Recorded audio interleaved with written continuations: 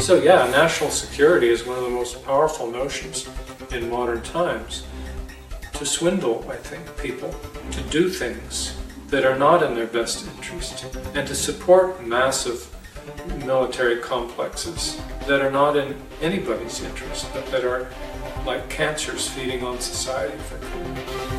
Watch a series where the U.S. geopolitical strategies as an empire representing the culture of war and propaganda are shown, and how this has served as a tool of social control. War. Saturday.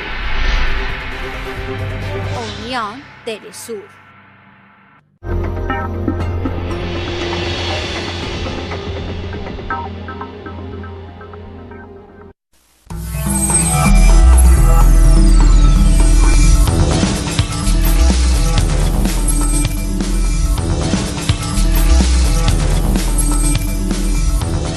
From the headquarters of Telesur English in Quito, Ecuador, this is From the South, and I am Suini Gray.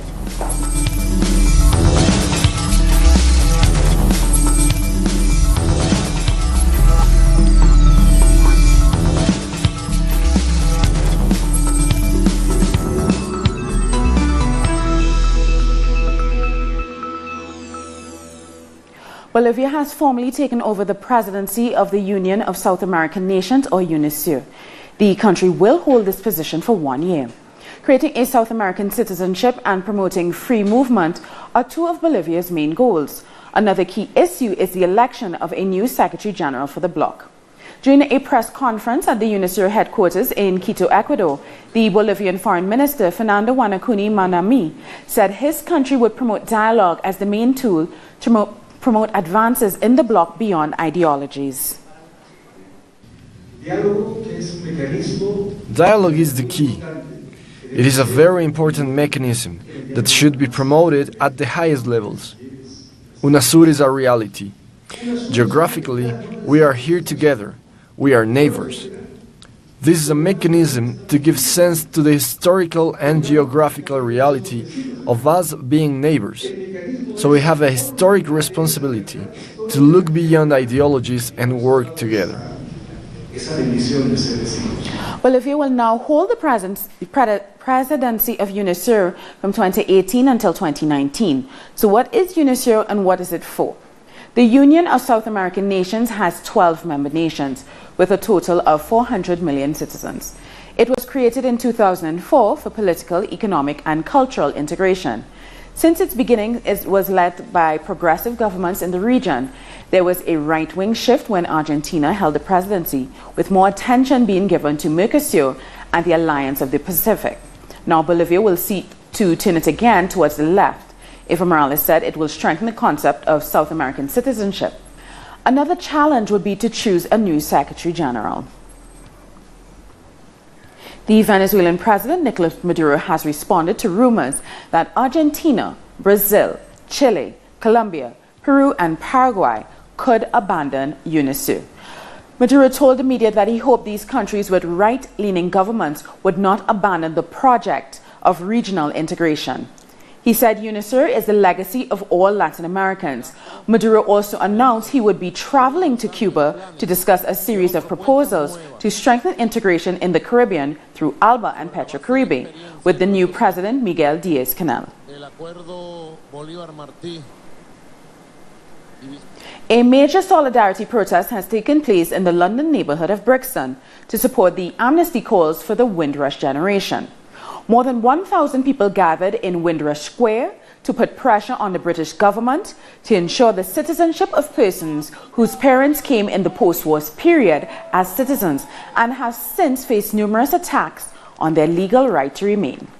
Many activists and Labour MPs were present at the protest, including Shadow Home Secretary Diane Abbott, herself a Windrush descendant. Theresa May are apologising, but they shouldn't be apologising. You know why? Because you only apologise when you make a mistake. They knew what they were doing. Many of those at the demonstration felt racism was at the heart of the government policy and agreed that apologies were not enough. Well, more than apology. Some form of payments or something like that. Britain's supposed to, once and for all, stand up for what they actually started by saying to our folks, there was no color barrier into this country. When our folks come onto those, what you call, the Empire, Windrush ship and stuff like those, they was told that Britain didn't have any color barrier. America was a place that carried what you call segregation. And when we come over here, we actually faced it because there was sign, no blacks, no Irish, no dogs. You know what I mean? So this was what we encountered when we was a boy. It is racism, and I've come here because enough's enough. The Windrush generation has been treated abysmal by this government, and it needs to stop.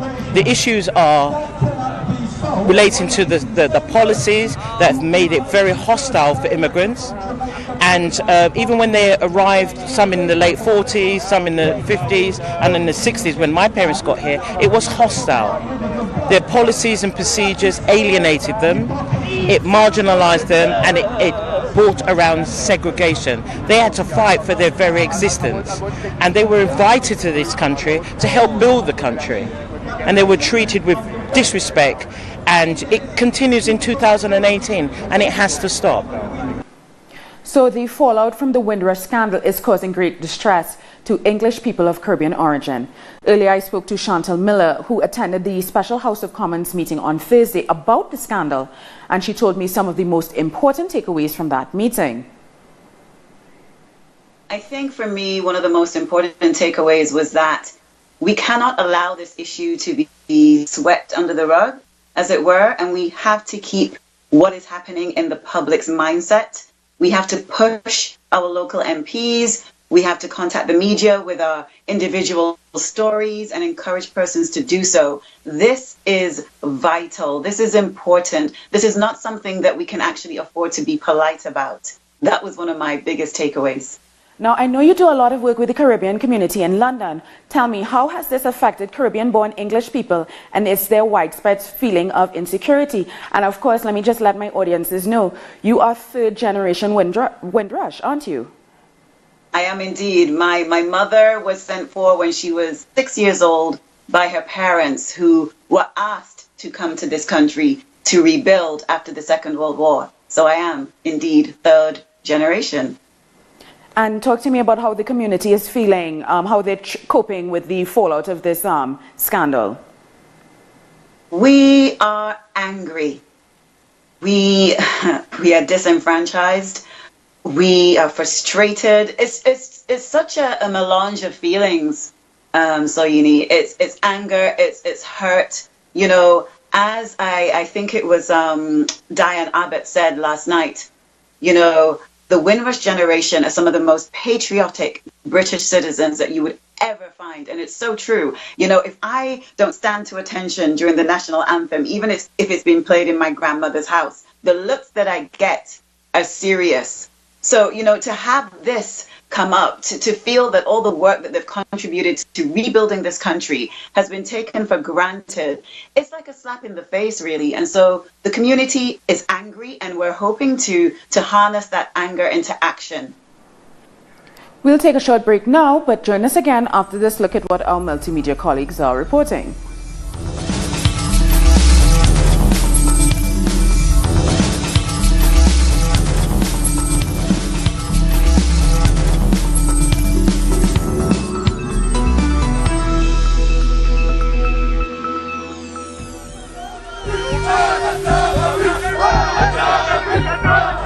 כדור בראש אמנה, כדור בראש! יא שרמוטות! יא בת זונה! יש לו מסקנה בין שרמוטות! עוף מפה! נכד של היטלר, בוא! בוא! בוא נכד, בוא!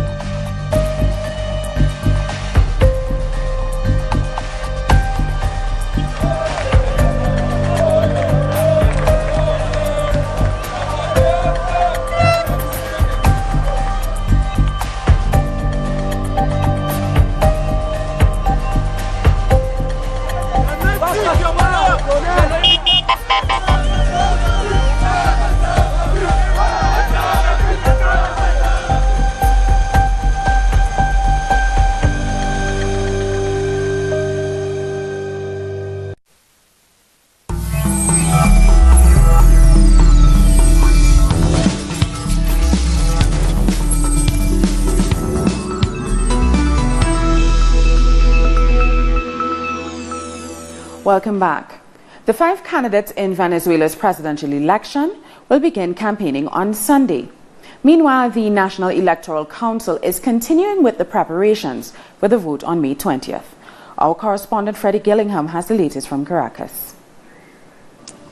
So we've now got just less than 2 days away until the official political campaigning begins here in Venezuela for the presidential elections of 2018. Those are scheduled to be beginning on the 22nd. They will be running until May 17th. However, the last-minute preparations are all very much being implemented. The CNE has been kept very, very busy. Yesterday, a whole set of auditing for these machines for the electoral system has got underway. That's also going to be happening again on Monday. Of course, there have been pre-election campaigning events in various pockets of the capital, but also in other parts of the country. An atmosphere has been building. Maduro has been out in the streets, as has Henry Falcon, one of the leading opposition presidential candidates in this election. Those two are the two main favourites. Maduro has about 10 political parties backing him. Falcon only has 4. He is the underdog. However, it's early stages. Anything can happen. There will be 5 presidential candidates who will be campaigning. That will be beginning 2 days from now. President Nicolas Maduro is expected to give a press conference around 4 p.m. today, where he will be addressing the nation at this very important time in the electoral calendar. Thank you, Freddie, for that report. Now, the period of electoral silence has begun in Paraguay.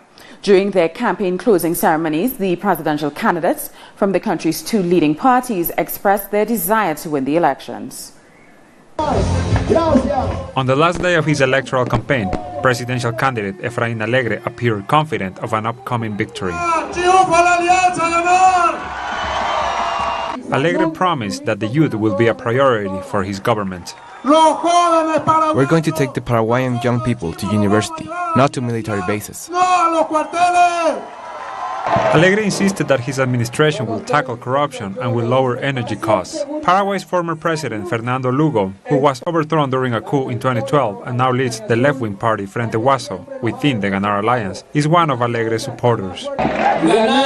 The Ganar Alliance celebrates pluralism. We recognize our country as multicultural.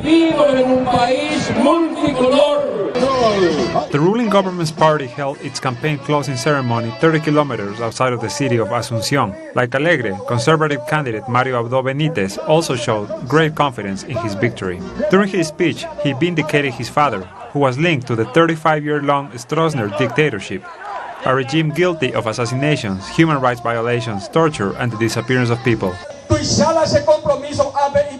I have a connection with the city of Itagua because my father left a mark here, building a great school. I will strengthen his legacy in honor of the youth. But I will also leave my mark because, God willing, I will obtain a great victory here just like in the rest of the country. Over 4 million people will cast their ballot on Sunday, in a country where voting is mandatory but absenteeism is not penalized.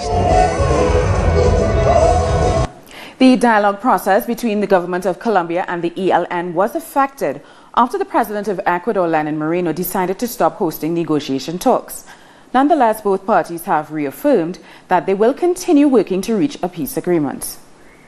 Ecuadorian President Lenin Moreno announced that Ecuador is canceling its guarantor status in dialogue between Colombia's government and ELN. Moreno cited the volatile situation on the border with Colombia as the reason for the move. But could there be more behind this decision? I think he couldn't stand the pressure of Ecuadorian public opinion. Another factor is that there is an inner conflict with former President Correa. Moreno thought that this was Correa's legacy and wanted to get rid of it. For León Valencia, director of the foundation Peace and Reconciliation, this wasn't the most appropriate diplomatic decision. However, he considers that the negotiations will continue regardless. Both sides agree that if this 5th stage of negotiations goes well, they might well achieve a bilateral agreement for peace. They are working on a model of citizens' participation that will leave everything settled for the next generation. For social organizations, this is completely necessary. I think that Ecuador's government didn't think about their decision long enough. Ecuador has always supported Colombia's peace, and Colombian peace is the whole region's peace. I think that it should have been the main priority. All of this indicated that agreements must be reached soon. We will continue with our regular activities. The government said that the negotiation with the ELN is important, and we trust that the ELN also said that are totally willing to keep going on with this, and we expect them to keep with their word. The talks won't stop.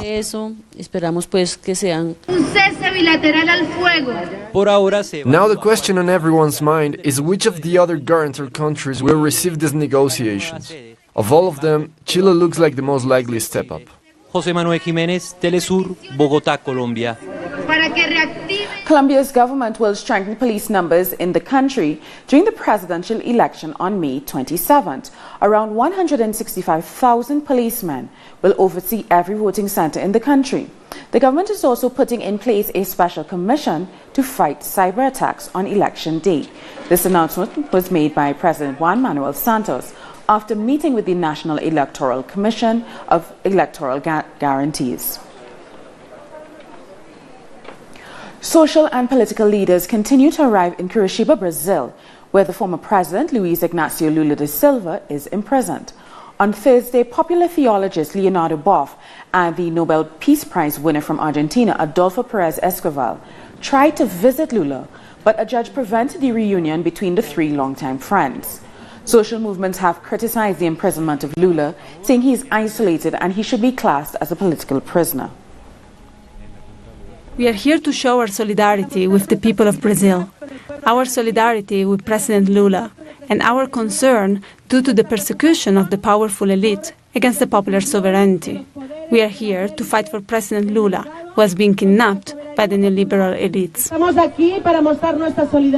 Demonstrations are taking place in Nicaragua over the social security system reforms proposed by the government.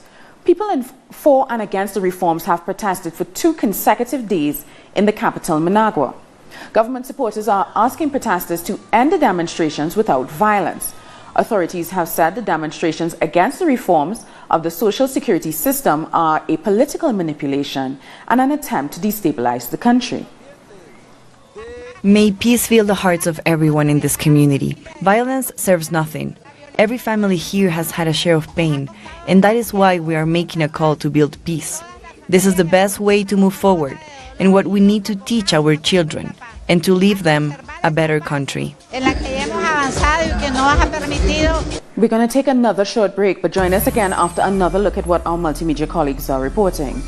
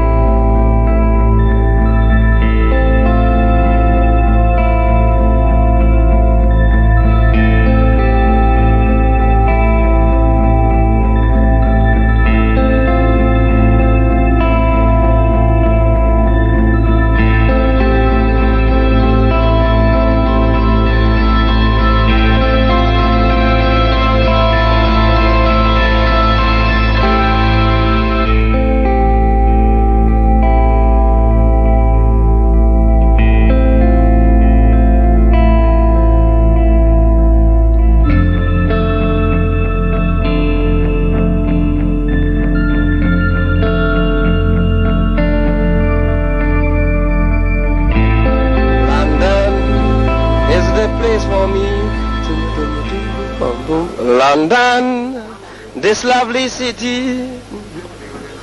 You can go to France or America, India, Asia or Australia, but you must come back to London City.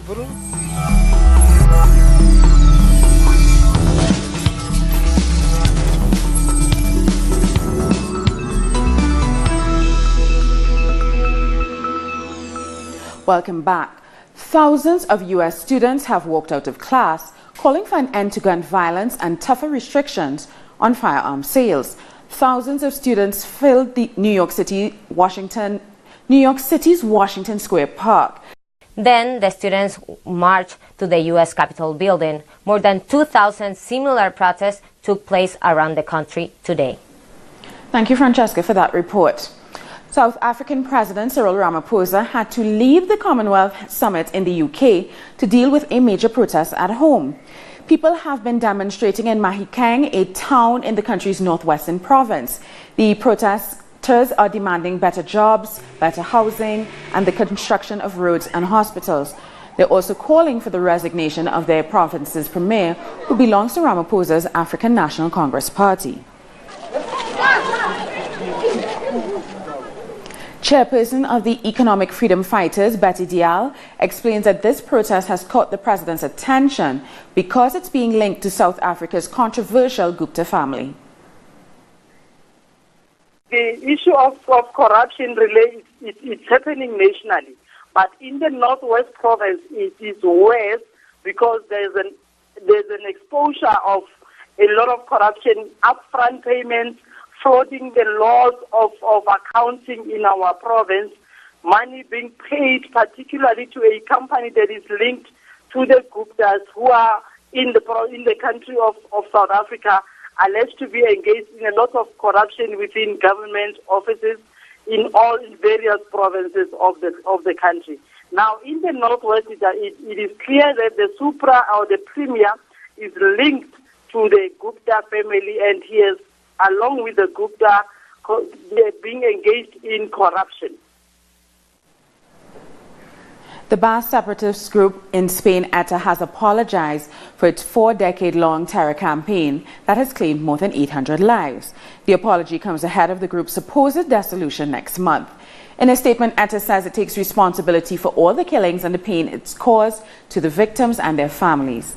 Our correspondent in Madrid, Eduardo Marin, brings us all the details. This should have never happened. These are the words used by the armed group ETA as they apologize to their victims. ETA acknowledged the pain it has caused during decades of violence, and it says they are, quote, really sorry.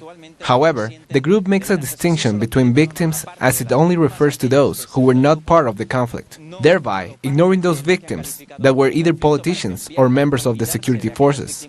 This message comes right at the moment when rumors spread about the total dissolution of the group by the beginning of May. After over 800 killings, 300 of them are still to be solved. The Spanish government welcomes the apology, but it says it comes too late, and it is a result of the victory of democracy and the rule of law. Also, the Foundation for the Victims of Terrorism says the communique comes too late, and criticized the group for using the word conflict to justify the killings. We thank Eduardo Marin for that report, and we move to this new story, which is Israeli forces have opened fire on Palestinian protesters on the fourth Friday of the ongoing March of Return. Our correspondent in Palestine, Noor Harazin, has the details. It is the fourth Friday of the Great March of Return, and I am standing about 300 meters away from the borderline between Gaza and Israel. As you can see behind me, there is thousands of Palestinians who have left their homes shortly after Friday prayer, and they are heading here to the borderline to participate in the Great March of Return. As you can see behind me, the black smoke is coming from the Palestinian side after a group of activists has burned some tires in order to blind the Israeli snipers from targeting Palestinian protesters. The Israeli side has answered back by tear gas and also by rubber bullets. According to the Palestinian Health Ministry, the number of Palestinians injured in the Gaza Strip today is up to 50 Palestinians, and one was killed. We thank Noor for that report. In Washington, D.C., the daughter of reggae legend Peter Tosh is speaking out, saying the legalization of cannabis must include a discussion of the criminal justice system. She was speaking at the National Cannabis Policy Summit. Nyambe McIntosh says because cannabis is illegal in many states, many people are suffering the effects of being arrested on marijuana-related charges. Nyambe's own brother was held on cannabis-related charges. He's now in a coma. after being attacked in prison. She says legalization alone will not sufficiently address those concerns about the judicial system. People are starting from below ground zero, and trying to do this. And so I definitely want to make sure that we're very much intentional about not only as we start to create legislation around just getting people into the business. We should also look at how do we support these communities. What programs do we put in place to help the youth that are affected by these communities, so that because they don't have a father in the home, or because their parent is dealing with some other aspect, that they can grow up and be emotionally supported, because there's a lot of emotional breakdown in these communities. I have four nieces and nephews that now have to visit their father in a hospital, and so what does the support look like? And we end this evening's broadcast in Chile, where thousands have turned out in a Santiago plaza to smoke marijuana and call on lawmakers to loosen restrictions. The demonstration, called Fumaton 420, kicked off at 4:20 local time. Participants defended marijuana smokers and made their case to lawmakers to continue broadening laws.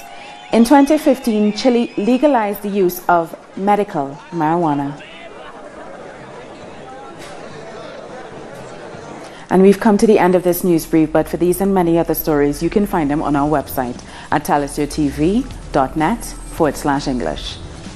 And join us on social media, Facebook, Twitter, and Instagram. For Talisur English, I'm Sonia Gray. Thank you so much for watching.